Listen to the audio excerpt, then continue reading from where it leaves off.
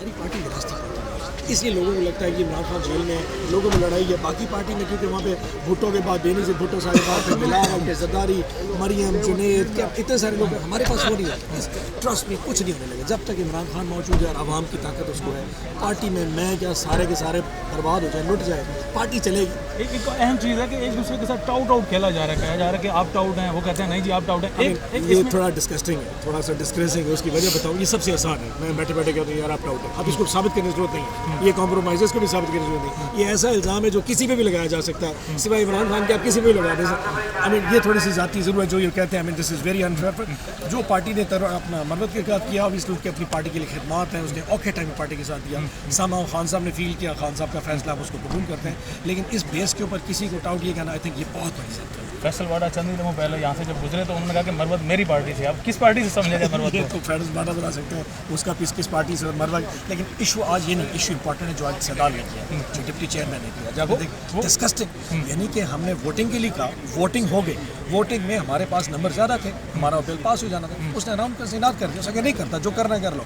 जब हमने जोर लगाया तो उसने कहा कि तुम तो कुत्तो हो और भौंकते रहो, और भौंक करके सही इशारे कर रहे, जिस पर हमने प्रोटेस्ट किया। बजाय कि उसमें माफ़ी मांगता, उसने उस एडजन कर कहता तुम तो ऐसे करते रहोगे।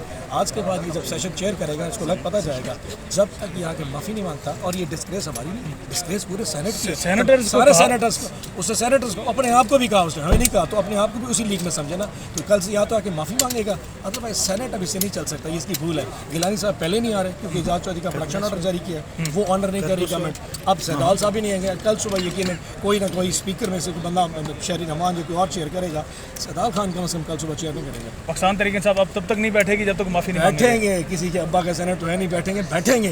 इनको साहब को चेयर नहीं करेंगे, डिप्टी चेयरमैन सेनेट सुबह चेयर नहीं कर सकता इस इलाज की जब तक आके हमसे माफ़ी नहीं मांगता। सर मरवत साहब ने ये बात बोली है कि जी सिर्फ एक वकील हैं इमरान खान साहब के, वो सलमान सफदर हैं, बाकी जितने भी लोग ये 9-10 जाते हैं ये उनके कान भरने जाते हैं। तो क्या वाकई इमरान खान के कान भरे जा रहे हैं और पीटीआई की क़यादत जाके जो मिलती है वो इमरान खान के कान भरते हैं? ये थोड़ा सा अनफेयर हो जाएगा। सारे के सारे वकीलों का एफर्ट है, अली जफर साहब रिप्रेजेंट करते हैं उनको, कहीं फैसल चौधरी रिप्रेजेंट करते हैं, बहुत सारे लोग रिप्रेजेंट। तो किसी को ये कहना है कि सारे कॉम्प्रोमाइज़ है, वकील खान साहब अपनी मर्जी से मुकर्रर करते हैं, हर केस में उनके डिफरेंट वकील हैं, लेकिन ये कहना मेरे ख्याल थोड़ा अनफेयर हो जाएगा। उनको शायद कहीं गलती होगी, अदरवाइज ऐसा नहीं। हमारे पास एक पूरी वकला की टीम है जिसमें खान साहब खुद चॉइस करते हैं, फलाने केस में फलाना खान साहब आएंगे, फलाने से में फलाने साहब आएंगे। ये टोटल सर फवाद चौधरी साहब की पार्टी में क्या पोजीशन है सर?